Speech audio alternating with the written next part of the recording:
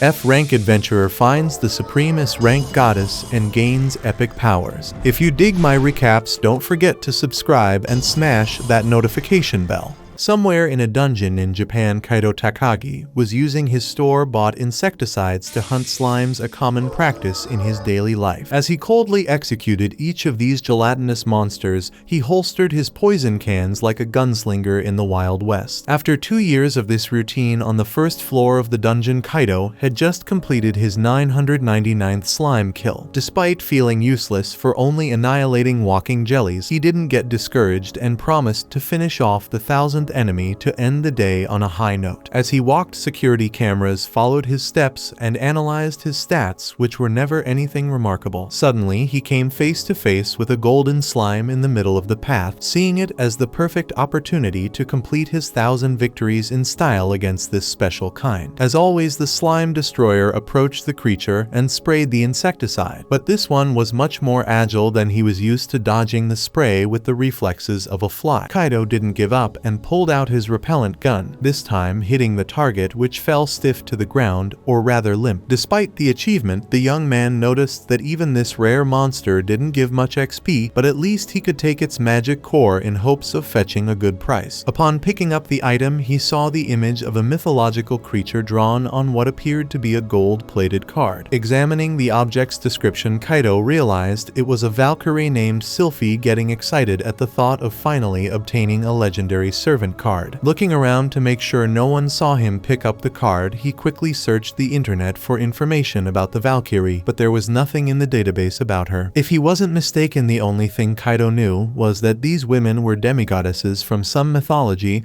which was enough for him to deduce that this item had some interesting value. Whether the card was valuable or not, the young man had no intention of giving it to anyone. Exiting the dungeon through Gate 6, he saw adventurers heading out in their powerful armor and weapons, and wondered if he'd ever get the chance to use such high-level gear. If he sold the rare card for a good price, maybe he could stroll around with a legendary flaming sword or a diamond-coated shield. With that in mind, he went to the Caverns Trading Center to sell the common slime cores he had collected. With 3 in hand, considering each was worth 500, he was offered only 1,500 yen, equivalent to $10. Playing the innocent boy, he asked the clerk how much it would be worth if he sold a rare servant card, and she said that such an item was worth about 1 billion yen overseas. Hearing this, the kid spiraled into a crazy obsession, unable to stop repeating that amount as he wandered around in a daze. After storing his belongings and leaving, he looked like a zombie, muttering the same thing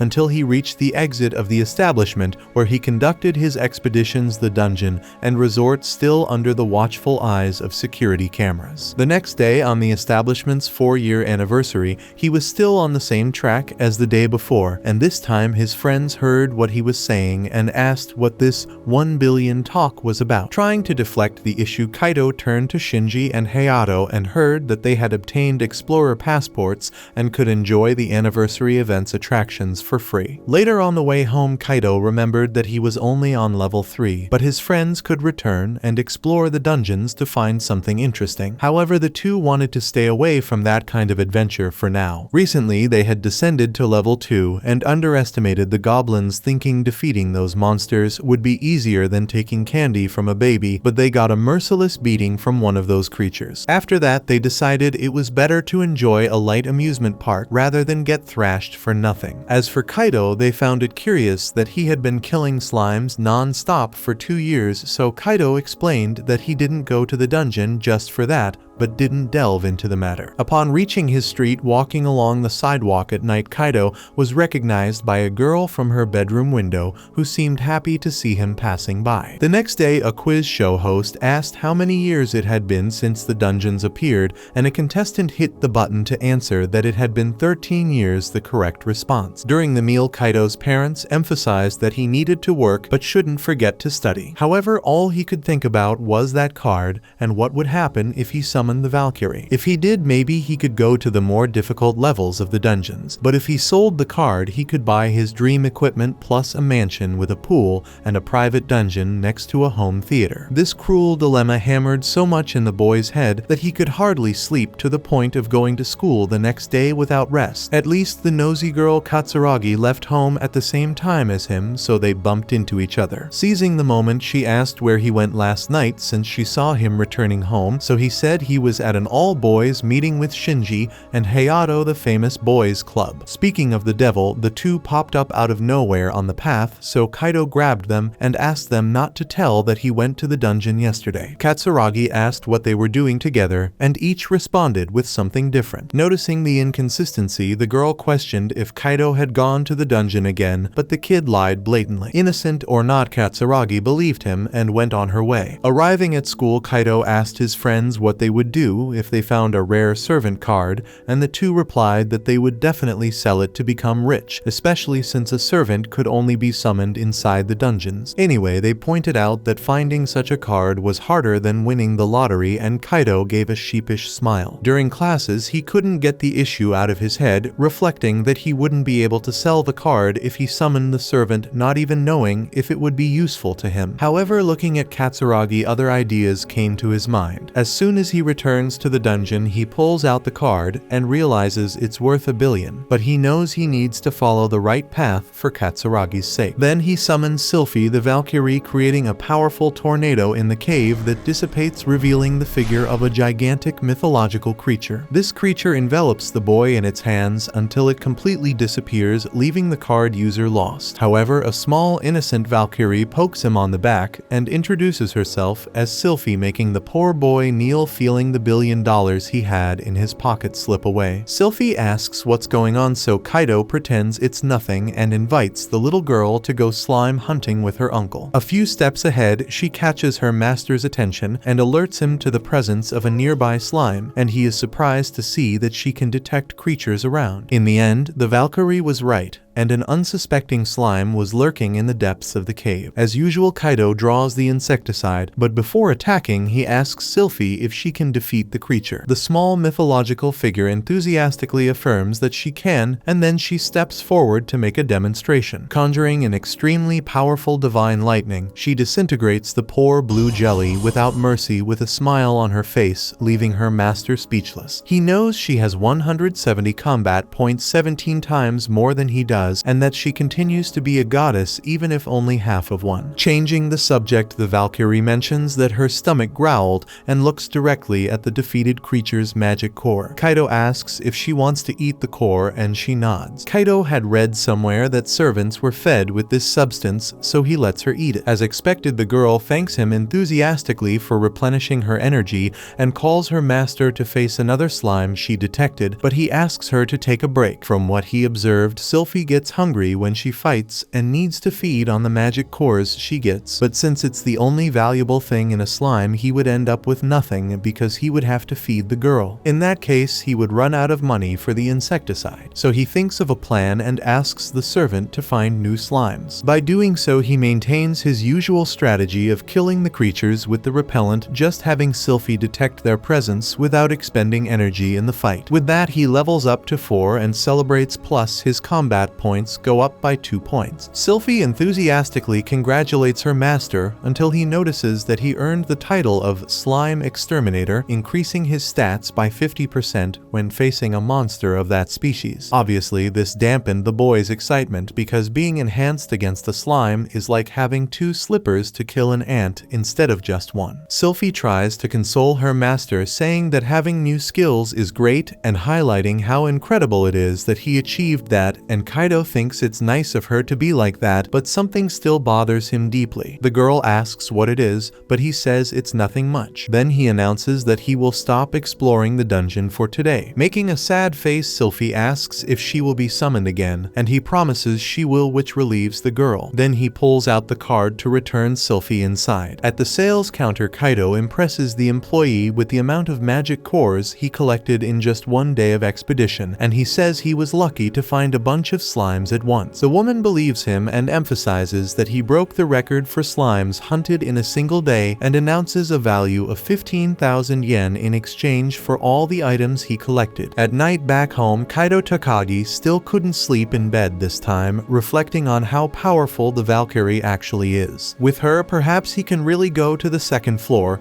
even though he's afraid of goblins. Many years ago, when he was a child, Kaito watched a live broadcast of Dungeon 37 on TV with Katsuragi, where the girl's father, Captain Katsuragi, tells the reporter that he intends to go to the deepest level of the dungeon and one day uncover the secret of these mysterious caves. The reporter comments on how the captain faces the unknown with courage and wisdom, and every word of that story enchanted young Kaito more and more, who didn't take his eyes off the television for a second. In sequence, Kaito wakes up from this dream and knows what he has to do. Thus, he prepares to go to the second level of the dungeon alongside Sylphie with improvised equipment. As always, the Valkyrie shows all her joy in participating in this expedition for the first time, and the boy makes it clear that he counts on her in this decisive moment. After all this time being content with slimes, Kaito descends the dungeon stairs towards a new challenge, and just like Captain Katsuragi, he promises to uncover the mysteries of the depths and become a hero just like the captain, while also pursuing another goal just as important. 15 years ago, two brothers finally discovered the mysterious entrance to a dungeons that began appearing all over the world. Alongside the special dungeon exploration group, these heroes planned to brave the dark recesses of the caves and uncover their secrets. Comprised of various professionals, this is the largest elite group on the face of the earth, ready to undertake any mission assigned to them. Entering the terrifying domain of monsters, the brothers showed no fear facing evil head-on with their powerful abilities against the monstrous creatures that appeared along the way, descending floor by floor into the malevolent depths of the unknown. Although they had not reached the deepest levels, the brothers planned to compensate their fans with an incredible theme park that perfectly simulated the known floors of the dungeon. With this, they hoped to pressure the government to allow 15-year-olds to obtain their hunter licenses, as they believed this was the optimal age. However, not everything was a vacation,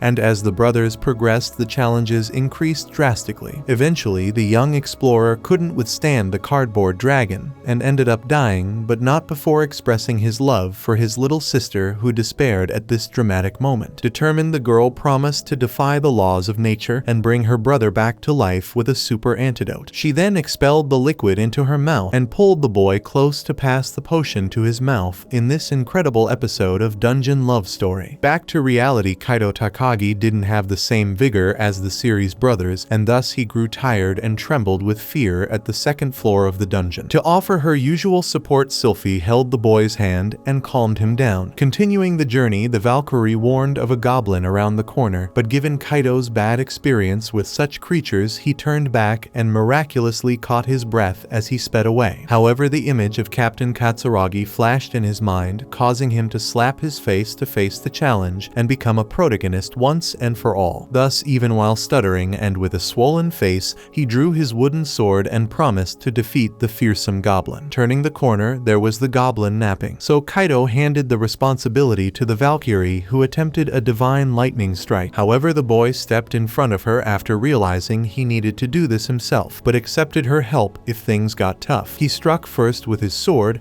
but missed, leaving an opening for a counterattack. Quickly, Kaito raised his shield and blocked the opponent's charge, and they contested the space shoulder to shoulder. Showing strength, he didn't know he had the boy knocked down the goblin and struck confidently, but the monster grabbed the sword and disarmed the adventurer. With no other choice, he drew his insecticide and sprayed it in the creature's eye, momentarily blinding it. After this brilliant strategy, Kaito retrieved his main weapon and went back on the offensive, stumbling along the way and luckily thrusting the sword into the goblin's belly, defeating it. In victory, the young boy couldn't contain his emotion and shed tears of joy for finally defeating his arch-enemy, while Sylphie celebrated her master's triumph enthusiastically. Additionally, Kaito leveled up and gained the provisional title of Goblin Exterminator, granted to those who had defeated a creature of that race and overcome the fear of dying against it, ensuring a 10% bonus to stats when facing that monster again. Since this victory was by luck, the effect is only provisional and weaker than the original. Kaito didn't know whether to be happy or feel humiliated by the system's accusation, but he didn't want to dwell on sadness at this moment, because intentionally funny or not, he killed a goblin, and no one could take that from him. Next, he advanced through the second floor with Sylphie's help and defeated other goblins, further boosting the inexperienced adventurer's confidence. While walking, Kaito discovered that the Valkyrie's only desire was to serve her master, as if something was programmed into her mind to make his servant more than just that. He promised to explore the dungeon and help her learn about the world around her. Continuing their journey together, the duo continued their goblin hunt, and Kaito fed the girl with the essences dropped by the monsters. After leaving the dungeon, Kaito was praised by the employee for bringing 4 goblin cores to the sales table on his first day. The next day, he stayed in bed late without lifting a finger, and his mother warned him he would waste the entire Sunday at this rate. Kaito explained that every muscle in his body ached, and he couldn't get up, so the woman asked him to take it easier on the job. The day after, he went to school beside Katsuragi, feeling like he had cement in his underwear. The girl immediately realized he had been to the dungeon again, but as he denied it, she asked why he had such muscle pain. He then said he had joined a gym to bulk up and ended up overdoing it. Katsuragi analyzed his impaired shape and commented that he wouldn't look good too muscular. Anyway, this was enough to change the subject, and Kaito felt relieved. At school, some girls were talking about the Dan brothers making a new movie set to release next year titled Summer Story of the Seven in the Dungeon. Simultaneously, Kaito told his friends he had crushed the goblins on the second floor, and the guys didn't expect that from him. Kaito felt offended, but at least gained confidence, which was enough for now. Now he dreams of reaching the deeper floors of the dungeon, so his friends warned him not to rush. Keeping up the pace, the adventurer returned to the cave again and explored an untouched corner of the second floor. As on the previous day, the cycle repeated, and they defeated the goblins that appeared, leaving Takeo exhausted for the next day. As time passed, he gradually improved his equipment, such as buying a tungsten bar to make his hunting more effective. When he arrived at school, the kid was a total deadweight, which increasingly bothered Katsuragi. Nonetheless, he didn't give up on his goal and kept returning to the dungeon daily. After much effort, he finally reached level 10, and amid Sylphie's enthusiastic applause, he was awarded the Divine Blessing, a title given to those loved by deities and similar beings. The bonus from the statistics increases as the user levels up, and the rate of this increase will depend on the love of that deity. In light of this, Kaito Takagi realizes he has gained an overpowered ability and celebrates his rise to prominence like never before. With this, he bows to Sylphie, the only deity he knows, and says that all this is thanks to her. Holding the young Valkyrie's hand, he hopes to rely on her even more from now on, and this is exactly the girl's wish, to be there for whatever her master needs. The way Kaito expressed himself enchanted the girl, who becomes even happier to discover some deeper feelings from that young man, so she states it is wonderful to have him as her master. Next, they encounter a glowing skeleton on their path, so Kaito questions if this glow is the effect of the divine blessing, or if the enemy is a rare monster. To defeat it, the two repeat a strategy that had been working well. The Valkyrie summons the Maiden's Wall, a magical shield that keeps the enemy at a distance, then Kaito delivers the final blow. However, this time the tungsten bar can't handle the skeleton's hardness and causes no damage, so the boy asks the Valkyrie to use her divine lightning, annihilating the creature instantly. When the essence drops, Kaito is frustrated to discover that it has nothing special, even though the skeleton was rare, except for being a red stone, a color he didn't have before in this type of item. Behind him, Sylphie already wants to devour the stone, and upon receiving her meal, she jumps for joy, eating the best thing she has ever tasted. Later, upon leaving the dungeon, the staff member tells him that the red essence is worth 2 million yen, making the poor boy die of regret. At night, all he can think about is the 2 million that went up in smoke, or rather into Sylphie's stomach. As a consolation, he convinces himself that the Valkyrie deserved a tastier meal. After all she had done for him. Speaking of which, he wonders whether he should descend to the third floor,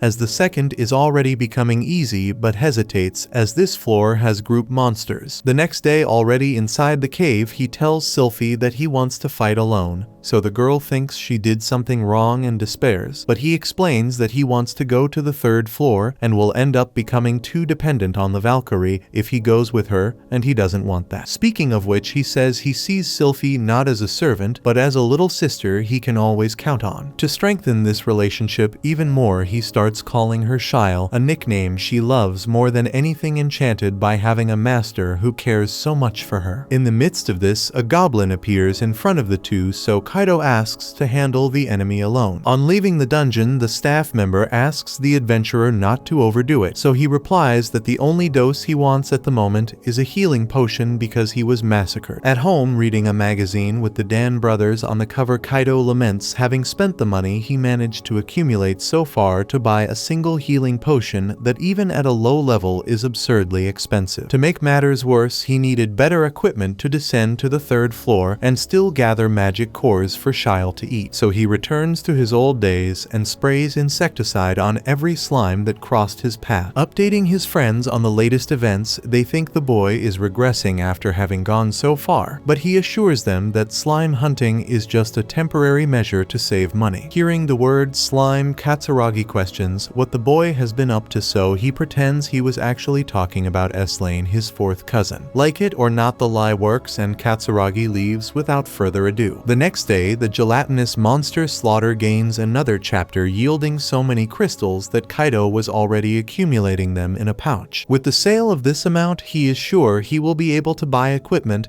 and some cores will still be left for Shile's nourishment. That said, the Valkyrie senses a strange presence near them, so they investigate until they discover it was a silver slime lurking in the dungeon. Without wasting time, Kaito attacks the creature with his insecticide, but as it escaped, Shyle finishes the job with her lightning. Upon picking up the dropped item, Kaito was all smiles because in his hand was a new servant card, this time a Viscount level demon named Lucilia. Behind the boy, Shyle can't hide a pang of jealousy. Anyway, Kaito was worried about summoning a demon and causing some problem for himself, like being cursed or possessed. However, looking at Shyle, he thinks about the dream. It must be to summon a deity and a demon at the same time. With this in mind, he chooses to go this route and conjures the card's power, generating a great fire tornado that dissipates and reveals the demonic figure of Lucilia. The demon, who was in a non-physical state, passes through Kaito, who welcomes his newest servant with open arms. Within a few seconds, the summoned one appears in her younger form. To clear any doubts, Kaito asks the girl's name, and she confirms she is Lucilia, a demon of Viscount level. The young man expected something different when he saw the card's image, so he kneels and questions where his horned muse went. With no patience for his outburst, Lucilia comments that his master doesn't seem very trustworthy or intelligent. Shyle asks the little demon not to speak that way about the master, explaining that demons act impulsively, not out of malice. Taking advantage of the moment, the demon looks the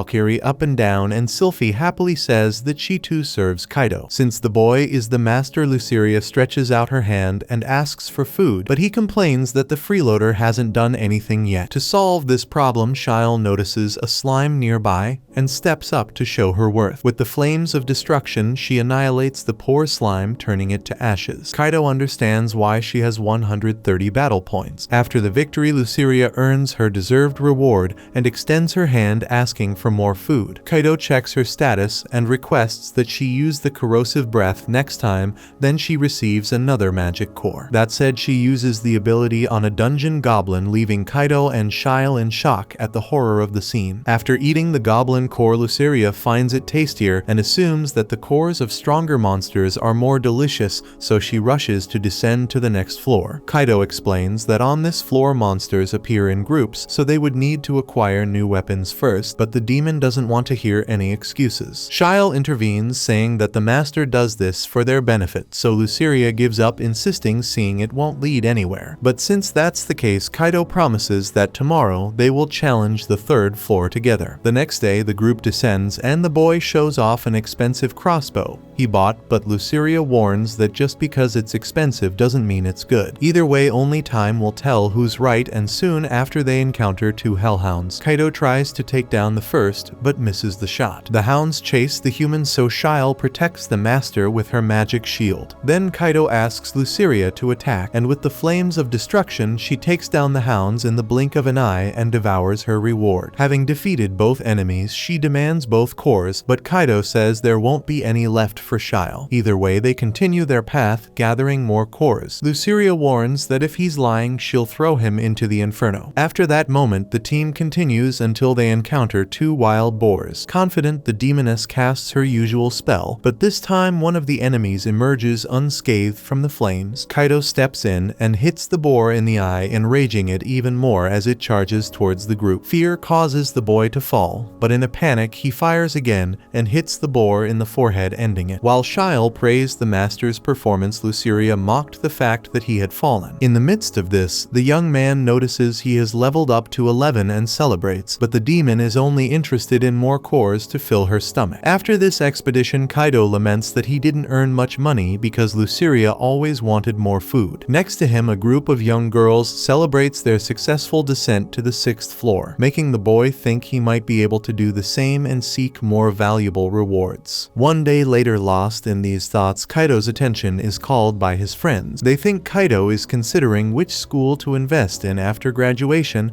as this is the main concern of any serious student, until Katsuragi joins the conversation thinking this is the topic. To avoid embarrassment, Kaito pretends he was thinking about that exact subject, but gets flustered when the girl asks which school he chose. He throws the question back at her, and she says she would like to go to the Aoka Institute. He takes the opportunity to pretend he wants to go there too, cheering up his friend as they've always been together since kindergarten. At that moment, a friend calls Haruka to help organize some papers, so the girl leaves. Back on the 3rd floor of the dungeon, Luceria continued to decimate the opponents in front of her, always eager to devour each core that dropped from her victories. With divine lightning, Shile didn't lag behind in terms of strength, and the demon's corrosive breath remained useful in battle despite not being visually pleasant for others. Anyway, the master kept feeding his pupils with Luceria, always asking for more. On one of these occasions, Shile looks strangely at Kaito, who notices but says nothing. As her colleague got more and more food, the Valkyrie maintained that look, so the boy decides to ask what's going on. She pretends nothing is wrong, but reflecting on it in the bath, the boy realizes it was as if she were avoiding him. On TV, the Dan siblings girl did not accept how a newcomer treated her brother, so she decided to settle the differences in a duel. Kaito begins to imagine what it would be like if his two pupils decided to do the same,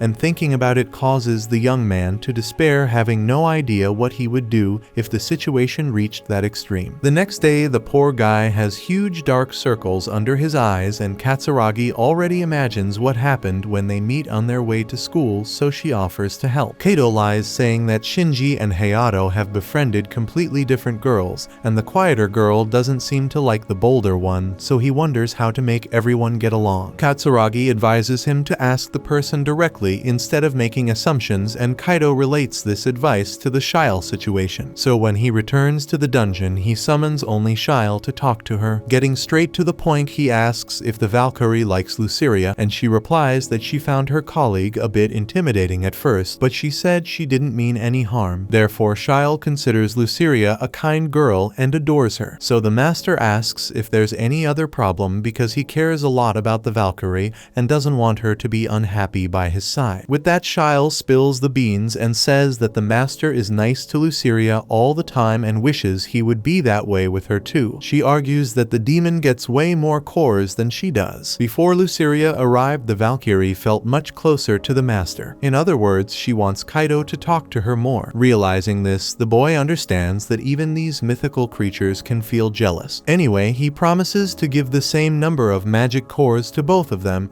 and to talk more with Sylphie. Putting his promise into action, after their first victory of the day, both girls get the same portion, and Kaito praises the Valkyrie's participation. The demon isn't happy about this, as the master has never praised her for anything, so he does the same for the other girl to balance things out again. Next, after defeating another wild boar, Shile levels up, which increases her stats and grants her 2 more spells. Kaito praises the girl, and this time even Luceria concedes and gives her some credit. To show off her increased strength, Shile uses divine lightning on 3 hellhounds at once, defeating them all. As for Maiden's Wall, its duration was increased. Luceria offers to finish off the boar, but Kaito himself decides to practice his aim. When it comes to the reward, Kaito gives the 2 cores to Shile, leaving Luceria outraged because she didn't help in the battle only because the master didn't let her. On top of that, Shile admits that she's not satisfied with just 2 and asks asks for one more. Leaving the dungeon, Kaito laments the fact that the Valkyrie's appetite has grown along with her level. The woman who handles the exchanges notices that the boy has been bringing in fewer cores, which makes him even more irate. In these moments of difficulty, it's time to return to basics. With that in mind, Kaito goes after the slimes. After defeating the 25th one, Luceria asks to help out, but he replies that he won't be able to accumulate anything if the demon gets involved. Since that's the case, she says she shouldn't even be summoned, to which Shyle eagerly comments that would be great because she could cheer for her master without being interrupted. Kaito uses this to teach Luceria that he's only able to do all this because he has the support of both of them, and this phrase touches her in some way, even though she doesn't like to admit it. Later, the nosy woman comments that the adventurer has only been bringing slime cores, and he responds that he decided to reminisce about the old days. She mentions that Kaito must be ready to descend to the 4th floor. When he gets home, he researches stronger equipment on the internet to reach this more challenging floor and finds a full carbon nanotube suit, but it costs 5,000 yen. As he needs a lot of money, Kaito returns to the dungeon and finds a metallic blue slime, a special monster also related to the divine blessing ability. Wasting no time, he summons the girls to deal with the creature, and the two seem to be getting along better after what the master said about needing both of their support. Working as a team, they defeat the slime. Kaito is eager to grab his dropped servant card and rushes to the slime's loot. However, when he gets there, there's a magic orb which can turn him into a mage. There's no way he intends to sell the orb, so he throws it on the ground and activates its components, generating a mana layer that envelops the user and triggers a reaction in his body. Checking his menu, Kaito Takagi notes that he gained the water ball ability and gets excited about his new talent. To test the spell, Kaito approaches a hellhound and asks Shyle to open her magic shield. If he can't defeat the enemy, he asks Luceria to intervene with the flames of destruction. With the strategy set, the Valkyrie activates the Maiden's Wall, giving the master comfort to experiment with the water ball on the dog, but the attack simply doesn't cause any damage. Thus, Luceria solves the problem once and for all, while Kaito wonders if that was really magic. To console the master, Shyle says the magic will improve over time, while Luceria comments that the guy will never have to get out of bed to drink water again. Hearing this, he lowers his head and realizes it would have been better to sell the orb. At night, he goes alone to the park near the school to lament, and coincidentally Katsuragi was nearby. She asks what's wrong with him, and distracted, the boy replies that it's the magic. Realizing the mistake, he tries to correct it by saying he was talking about the movie The Magic Girl because he saw it and it wasn't what he expected. The girl argues that this movie got great reviews, so Kaito changes the subject and asks to walk her home. On the way, he thanks her for the advice about asking the person directly instead of assuming, because thanks to that he solved his problem. With that, Katsuragi replies that the problem was with him after all. The boy insists it was an issue with Shinji and Hayato, but the girl says goodbye and goes inside. Inside, she shows her frustration with the conversation, while Kaito begins to suspect that even she is jealous. The next day, the adventurer returns to the dungeon, this time to practice his newest spell. Just like yesterday, all he can conjure is a ridiculous water ball that hits the wall and explodes like a soap bubble. While Shyle is worried about the boy overexerting himself, Luceria is already imagining the bright future of this talented mage. Ignoring the little devil, Kaito resumes conjuring the water ball and ends up fainting from exhaustion. Back home, the kid was extremely tired. After passing out soundly, he dreams again of his childhood hero, Captain Katsuragi. When he was a child, Kaito wanted nothing more than to become that man in the future. So when he wakes up, he knows he can't give up now. With that in mind, he returns to the dungeon and resumes his training, and soon the water balls start showing improvement, hitting the wall with more power. After hours of repeating the same spell, he gets tired again, but maintains the determination needed to get up once more and continue training. Now he tries to form a cube out of the water ball, and with the Valkyrie cheering him on, he succeeds and celebrates excitedly, even though Luceria doesn't see much in this nonsense. Despite being on the brink of exhaustion, the kid insists on training and almost dies. Leaving the dungeon, he celebrates the fact that he is controlling his mana better, but he is still frustrated because he is leaving the training exhausted. Stumbling from fatigue, the boy trips and falls onto a girl's shoulder. The group of girls is worried about him, but he says he's fine and continues on his way. As he walks away, the oldest of the three Eri comments that some people really overdo it with training, but Hikarin, the youngest, believes that only those who push themselves to the limit can learn the most. Mikyu, with her cathood, thinks that such people just like to suffer. The next day, Kaido is sleeping soundly in class as usual, but this time the teacher shows up to scold him. Startled, the boy wakes up shouting that he will train hard again today, causing the teacher to frown even more, while the whole class bursts into laughter and Katsuragi looks on with concern. After this class, Shinji and Hayato go to talk with the slime exterminator, and he explains that he's been training some essential skills to conquer a dungeon,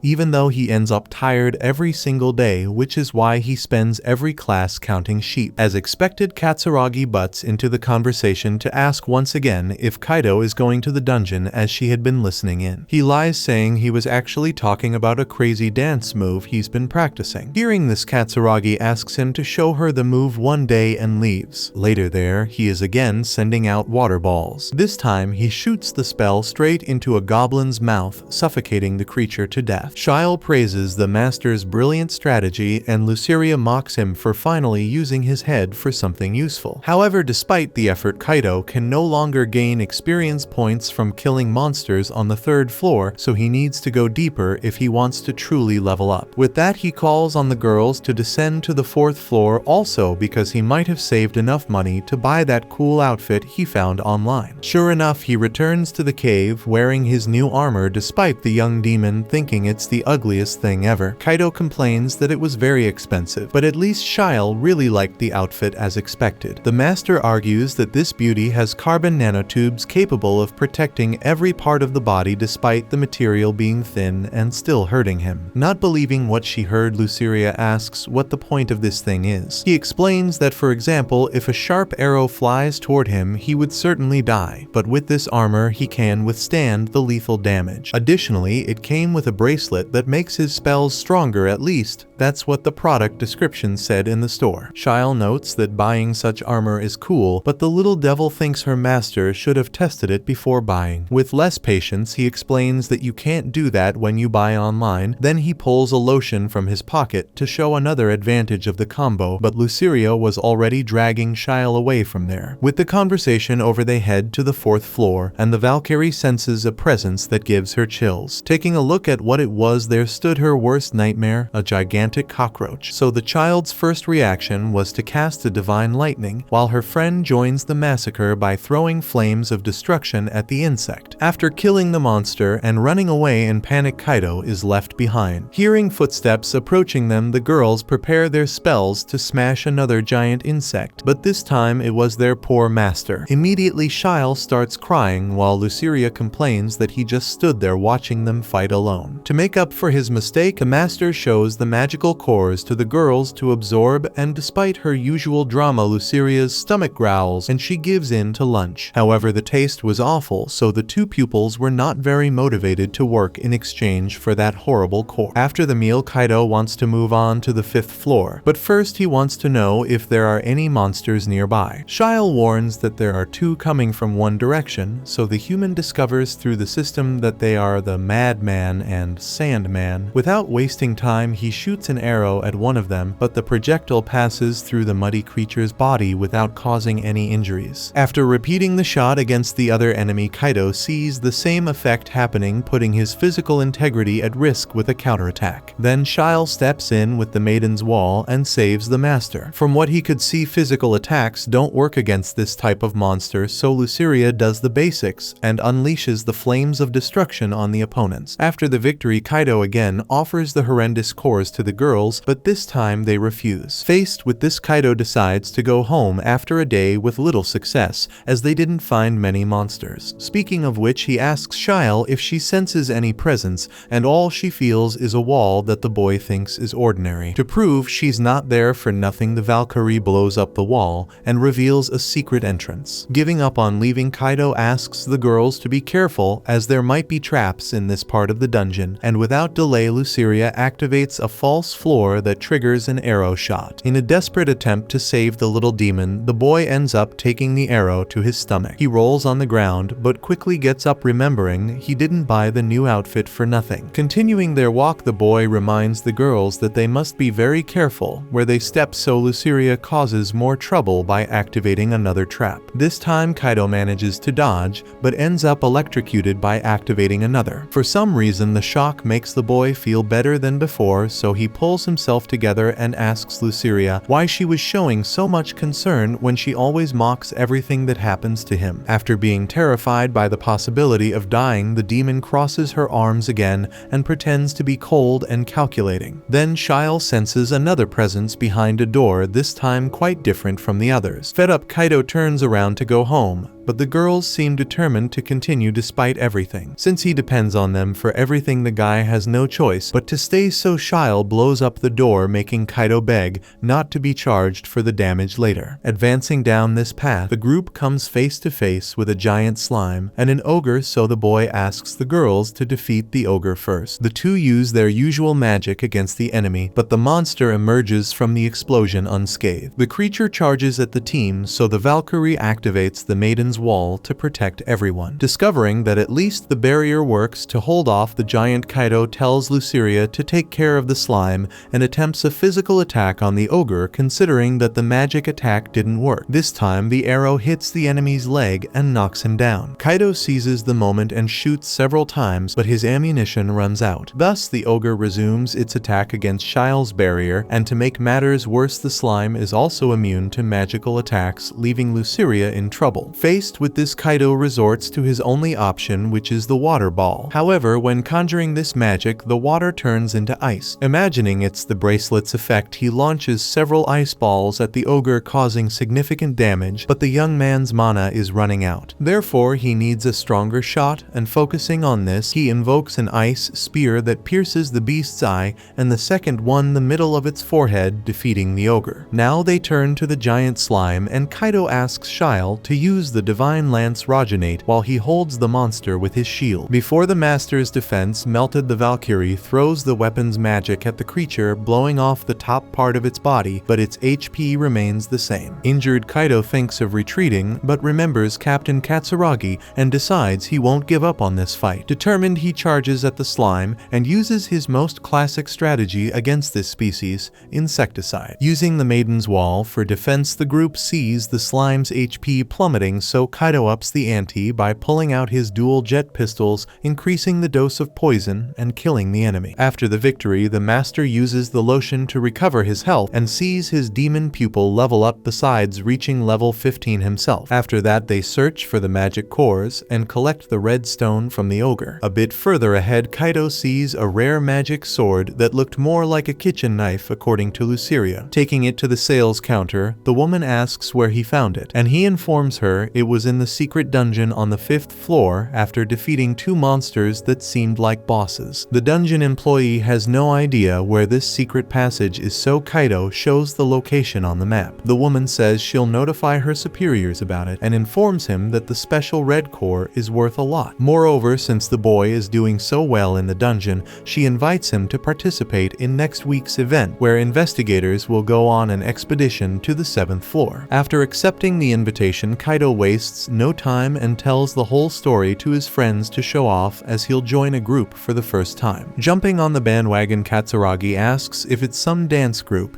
and this time Shinji confirms the lie to ease his friend's situation. Thus, Katsuragi falls for the lie again and asks to be invited to watch the performance. Later, Kaito goes after his team for the expedition and discovers that they are the girls he met a few days ago. The next day, Haruka dreamed about her father, who promised to come home early from work so they could have dinner together. Brimming with joy, the child waved goodbye to Captain Katsuragi. When she woke up, Haruka felt something strange. After having breakfast, she she said goodbye to her mother to go study at Yumi's house. Before starting her walk, she wondered what Kaito was doing at that moment. Maybe he was practicing dance as he said he had been doing. In reality, the boy was beginning the exploration event. After waiting their turn in line, Kaito's group gathered in a magic circle known as the Transfer Gate to be teleported to the 6th floor of the dungeon. Upon reaching their destination, Kaito let out a sigh of relief because it was only the second time he had used the transfer gate and was a bit anxious about it. Similarly, the girls were also tense. A little further ahead, a dungeon staff member pointed the way to the 7th floor and mentioned that the event should last about 3 hours. Before going down the stairs, the group stopped at a convenience store to buy necessary items for the expedition. After leaving the store, Kaito packed his purchases in his backpack, but noticed that the girls were carrying very little. Actually, each of them had a magic bag that allowed them to carry dozens of items more than the boy without any effort. Kaito commented that you could buy an apartment with the value of those bags, and they responded that their father had bought them. Coming from wealthy families, the girls could easily equip themselves with high-end gear, while Kaito had to humble himself against slimes to scrape together coins. Miku commented that the boy's armor was just a second skin, so Hikari scolded the cat ears for saying whatever came to her mind without a filter. Soon Eri drew a naginata from her bag and announced it was time to descend to the 7th floor. Once there, Kaito asked what kind of monsters appeared in that area, and Miku responded that they were mostly golems. The boy commented that the girl had done her homework, and she believed it was the basic strategy for the game. Kaito agreed, though he didn't see it as a game. Suddenly, they all heard noises in the dungeon and became alert, thinking they were golems, but as the shadows approached, they were revealed to be 4 dungeon guardians staff responsible for the protection, cleaning, and maintenance of the cave, who were very polite to the adventurers on expeditions. Hikaru had great respect for these professionals and the service they provided. Since it was a moment of pause, Kaito took the opportunity to get to know his group mates better. He mentioned that he was at level 16 and asked Eri about her level, to which she responded she was at 18. Miku was at 15 just like Hikaru, but the younger girl had 75 MP points, which was double Kaito's, leaving him astonished. The conversation was cut short when rocks in the cave levitated to form the body of a stone golem. Eri took the lead and positioned herself at the front, asking Hikari to prepare spells and Miku to protect the spellcaster. To fit Kaito into the strategy, who felt out of place among the group that had worked together for a long time, the leader asked him to protect her. Then she charged at the golem using her mobility to avoid being hit by the monster. After circling the golem looking for an opportunity to strike, the warrior managed to flirt with the attack a few times but couldn't land a strong enough blow. After several failed attempts, Eri finally adjusted her weapon to deliver the blow that ended the fight. Kaito was impressed with what he saw, while the friends showed their pride for their leader. However, the problem seemed far from over when another enemy appeared before the team. This time, a bronze golem challenged the visitors, and knowing it was a more powerful opponent than the previous one, Eri commanded Hikaru to prepare her spell once and for all to provide support. After reciting the right words, the girl invoked Earth Wave, a magic that softened the rocky surface of the dungeon like water enveloping the golem. Miku used her snatch card, a small animal capable of attacking with above average speed, making it almost impossible for a big slow opponent like the golem to hit it. After running to the golem's back, Snatch used an ability that damaged the monster and slowed it down. Then Hikari attacked with Fire Ray, making Kaito realize what 75 MP points could accomplish with those 2 consecutive spells. Finally, with the bronze golem already injured, Eri attacked with her naginata and finished the job. Continuing the threat, now an iron golem approached the humans. Kaito reacted with his crossbow, but the monster's carcass was too tough to be penetrated by such a projectile. The golem chose Hikari as its first target, so Miku stepped in front of her friend to protect her, although it didn't seem like it would help much. However, Eri appeared and deflected the monster's arm with her weapon, preventing a tragedy. Then the leader leaped at the enemy and struck its head, even though not even her naginata could penetrate the monster's armor. Hikari used her Fire Ray in an attempt to break through the armor, but again the attack had little effect. Miku used Snatch to repeat the same strategy against the bronze golem, but the iron one wasn't hit when the animal attacked from behind with its ability. Seeing this, Kaito had no choice but to invoke Shile and Luceria, so he reached into his pocket for his cards. In the meantime, he dropped the magic sword Baltzard, which according to his internet research was capable of causing the imagined damage when attacking. Whether true or not, the boy intended to put it to the test before invoking his cards. With Baltzard in hand, he imagined his enemy being defeated with one strike and hoped it would work. For his strategy to succeed, he asked Hikari to cast her Earth Wave, which she did. Then he asked Eri to keep the golem distracted. With that done, he went to the iron golem's back and pierced its carcass with a magic sword, defeating the enemy. From then on, Kaito looked at Baltzard differently after the great feat. Later, the group gathers for tea, and the girls can't help but point out the impressive item the boy is holding. Additionally, Miku mentions that Snatch liked the boy, and he is surprised by this, especially since he has never seen a carbuncle before. This is because servants are not registered by the dungeon cameras according to Snatch's master. Kaito didn't know this,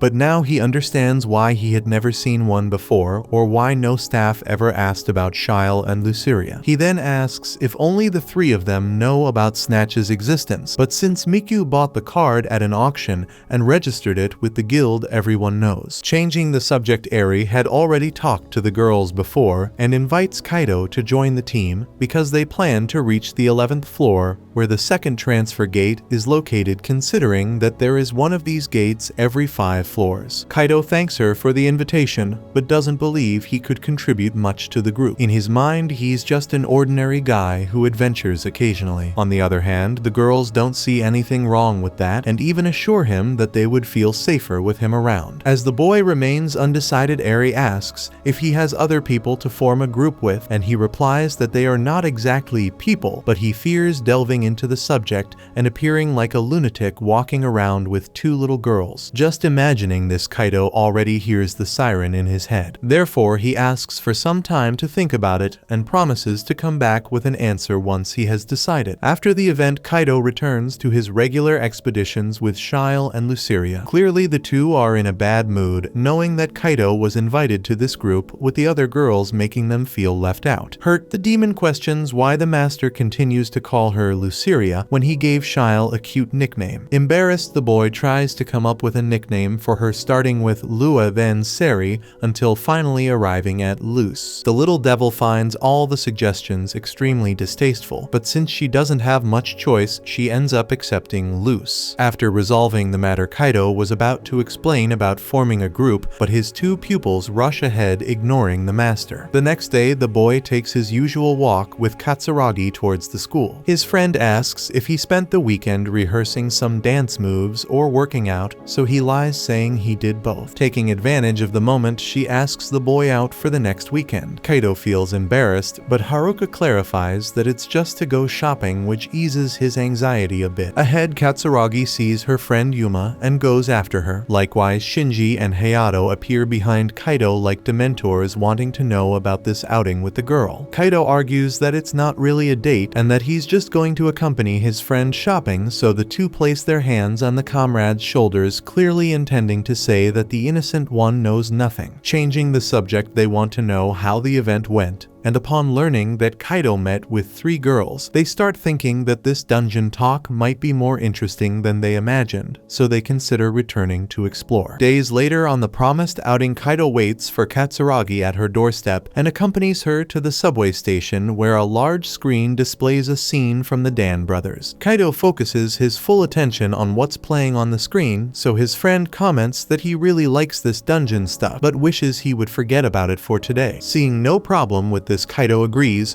and the two set off to shop. At the market, Haruka comments that it's been a long time since they went out together, because when they were little, her father, Captain Katsuragi, took them to various places like the beach, the movies, and camping. Speaking of which, the girl gets excited at the thought that they could watch a movie together once again. Shortly after, the girl is trying on some clothes in a store and asking for Kaito's opinion, to which he always responds in the exact same way with the same words, saying she looks pretty. Then they go to a park to enjoy the sun a bit more. Under the fresh air, Katsuragi stretches her arms up high, making Kaito imagine that this scene could easily be a painting. The girl comments that a dog walking in the park is beautiful, and Kaito agrees, but Kaito didn't see any dog. To enjoy the outing, the two rent a boat to row on the river, and Katsuragi comments that the fish are wonderful. Kaito agrees, but Kaito didn't see any fish. Deep down, he knows this is a date, but he shakes his head to clear that thought because he doesn't believe Haruka would ever invite him out. Meanwhile, she comments that her friend seems more fit because of the gym and dancing, and the shameless one agrees. Later, they share a milkshake and even swap ice creams to taste each other's. On the way back home, Kaito gets lost in another Dan Brothers ad at the station, while Katsuragi sees a mother with her little daughter and asks them to visit one more place before leaving. Together, the two arrive at the entrance of the dungeon construction site where her father is in the underground. That day, he promised to have dinner with his daughter, but never return. For this reason, she doesn't understand why people risk themselves in that dungeon. Saying this, the girl calls Kaito to leave, and he thinks to himself that he understands his friend's concern, but his dream will always be to follow in Captain Katsuragi's footsteps. As the days went by, Kaito was already showing off and channeling his water magic into Baltzard's blade. After casting the spell, instantly creating a sword, he sliced a golem in half and announced that this ability was called the Ice Magic Blade. As always, Shyle clapped with immense enthusiasm and asked Luce if she also thought that the master was becoming extremely powerful. If the Valkyrie was predictable, so was the demoness, which is why she questioned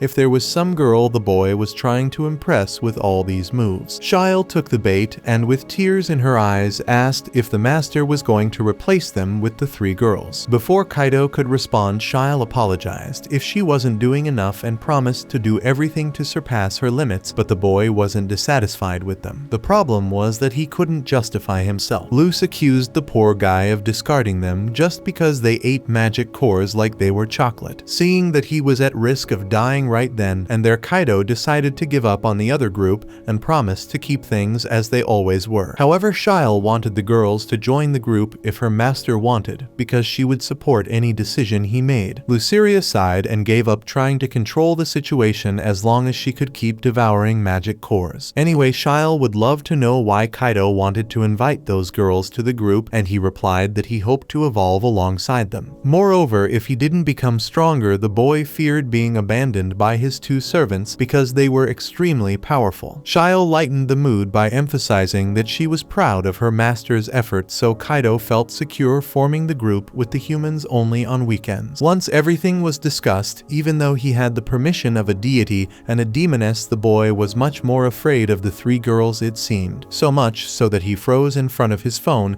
and couldn't call Eri, the oldest of them. To his surprise, Haruka Katsuragi called him and gave the protagonist a scare. She wanted to talk about something with him, but first Kaito asked for advice on how to ease his nervousness, lying that his friends wanted to call some girls but couldn't. Haruka then told him that a while ago, when she was a child, her father saw her admiring a piano on a stage. He approached and asked if she could play it, but the girl lacked confidence and ended up crying because she didn't think she could. Her father dried her tears and pulled a smile from her face with his fingers. From then on, he proved that nervousness was gone and joy came. This was the trick Haruka learned to deal with that feeling. Since the lesson came from Captain Katsuragi, Kaito felt it would work. After getting what he wanted, the rest of the conversation went off track, and the girl hung up without saying why she had called. Dumbfounded, Kaito didn't mind and started practicing the trick while Haruka observed a dress in her room. Meanwhile, Jinguji Eri was sweating profusely as she executed precise movements with her naginata, creating a sound in the air that proved the strength of her arms. In the middle of her training, Takagi Kaito called. He talked about the plan to meet only on weekends, which was fine for the girls because they had classes during the week, making it easier to go on expeditions on Saturdays and Sundays. Speaking of which, Eri invited Kaito to meet at the guild at 10 the next Saturday. With the meeting arranged, Kaito hung up and felt relieved for managing to call, all thanks to Katsuragi. When the weekend arrived, the quartet gathered for their debut expedition, and Kaito shone, taking responsibility for defeating the two golems on the left, leaving the last two for the rest of the team. Showing leadership, he instructed Hikarin to use her Earth Wave, while Mikyu was to call Snatch to keep the opponents in check. The Earth Wave soon hindered the golem's mobility, giving the speedy Snatch an advantage in distracting distracting them. Kaito used his ice magic blade technique and defeated the first enemy. Then he was attacked by the second, so he dodged and launched into a fatal slash, killing the monster instantly. On the other side, Snatch eliminated the third adversary, and Eri took on the fourth, finishing the fight with her Naginata. After the victory, the girls were curious about the boy's spell, as he had called the magic water ball, but it wasn't a sphere. Kaito explained that he invented a technique called ice magic blade by combining magic with the Baltzard sword. Eri praised both this ability and Kaito's leadership in the fight, assuming he already had experience with it. Since he couldn't reveal the Valkyrie and the demoness in his pocket, Kaito tried to change the subject at all costs, commenting on how elegant and efficient Eri was with that Naginata in action. She fell for it and replied that she had been practicing since she was young, and now it was almost like it was part of her body. Speaking of body parts, the boy's stomach started growling loudly, so he invited the group to eat. Hours later, back home, Kaito remembered what the girls had eaten during that break. Only expensive and refined foods, while he was the lowly one and made do as best he could. When the expedition ended, they said they wanted to move to the 8th floor the next day, and Kaito was excited about the idea of finally reaching the strongest floor for him so far. With Sunday arriving, Kaito showed up to the group wearing a life jacket, leaving the girls a bit confused. He explained that some monsters living in the water appeared on the 8th floor, so he came prepared for everything. Besides, this wasn't just any life jacket. Not only would it keep him floating on the surface like a dead fish, but this beauty could also withstand magic attacks, so Kaito killed 2 birds with 1 stone. As they continued along the path, Snatch walked ahead to detect enemies. Before long, the animal sensed the presence of an aquatic beast that exhaled a corrosive substance onto Kaito's supposed armor. Eri told him to take it off before something bad happened, and he complied, watching his expensive life-saving gear go to the heaven of vests. Witnessing this brutal scene, the boy swore vengeance for the vest, but it was Miku who pierced the monster's forehead with his crossbow. Kaito asked if the girl had used this weapon before to shoot so well, but she had never used it in her life. Thus, the team continued their journey through the dungeon's 8th floor. There, they faced all kinds of fierce and giant animals, until at one point a squid tossed Kaito into the water. Without his life vest, he was sure he would become fish food, but Eri pointed out that he was in the shallow end. Crazy as he was, he only cared about where the monster that attacked him went, but Hikarin had already grilled a squid in the other corner. Speaking of which, the youngest member of the team asked if the man really knew how to swim, so he scratched his neck without answering, giving a sheepish smile as a response. Regardless, the journey continued, and the group started to bond, beginning with the newest member who demonstrated great skill using his rifle and the ice magic blade to eliminate the enemies that appeared. Eri, more old school, wielded her classic Naginata to face the obstacles. Miku explored her new talent, showing great efficiency with the crossbow, even though she didn't know how to shoot just minutes before. Lastly, Hikari wreaked havoc on the battlefield with her fire ray while keeping a safe distance. When the last fight ended after an intense battle, Kaito succumbed to exhaustion and collapsed on the ground. Sometime later, the young adventurer woke up and asked what had happened to him. Noticing he was in Eri's lap, he was startled and impulsively apologized. Looking at his menu, the boy noticed his mana points had been restored. Eri explained that they had given him a magic potion, and Kaito regretted making them use such a valuable item. However, the three emphasized that they were a team now and needed to work together. Besides, killing all those tunas had yielded a good amount of magic cores. In the midst of this, Snatch alerted them to another danger, and this time Miku noticed greater stress in the animal, as if something more threatening than usual was near. The suspicion was confirmed when a colossal dinosaur emerged from the water's depths. The most obvious reaction was to flee, which the four humans did, but the monster wouldn't let that happen. As it crawled after its victims with its vast body, the tremors caused a collapse that blocked the exit. Thus, there was no alternative but to fight. Once again, Kaito took the lead, now instructing Mika to use Snatch for long-range attacks. Hikarin was to use magic to immobilize the monster, and Eri was responsible for striking the enemy while Kaito distracted it. With a strategy defined, they had to put it into practice. With the departure of the two frontline members, the mage cast the earth wave, followed by an attack from Snatch. However, this tactic did not cause any damage to the opponent this time. Kaito approached the beast and pierced its shell with his ice sword, giving Eri space to stab its head. Despite all the effort, the monster threw the warrior away, taking her out of the battle. Even so, she tried to reach her weapon and continue the fight because her deepest desire was to become a heroine. Faced with this, Kaito had no choice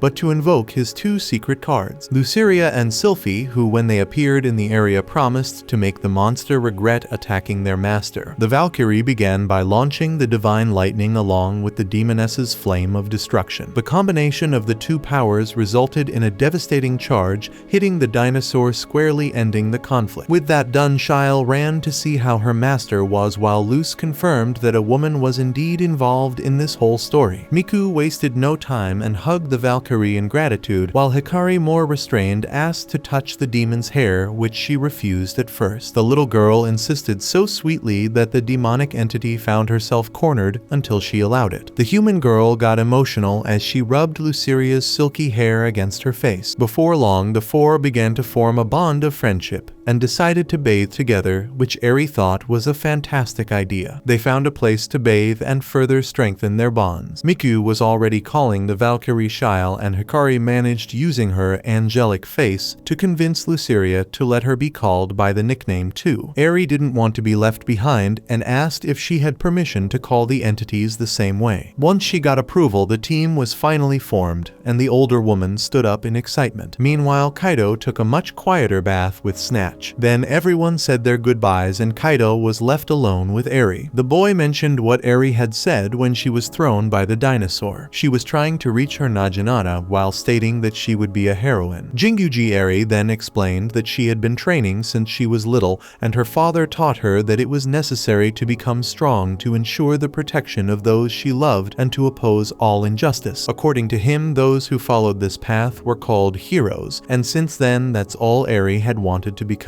Changing the subject, she mentioned that there would be an event over the weekend at her university campus, the Alka Institute, and invited her new friend to attend. Without wasting time, Kaito told his partners about this invitation. Since it was an open event, he could invite someone to go, but they didn't seem interested, so they suggested Haruka, especially since the two had gone out together before. Kaito was terrified of facing such a situation, so his friends gave him a little push and invited Haruka on his behalf. Katsuragi was happy to have been invited, although she had already planned to go since she and Kaito intended to enroll in the same university. Days later, Kaito went to pick up his friend at her house, and she wore the dress he had chosen at that clothing store they had gone to together.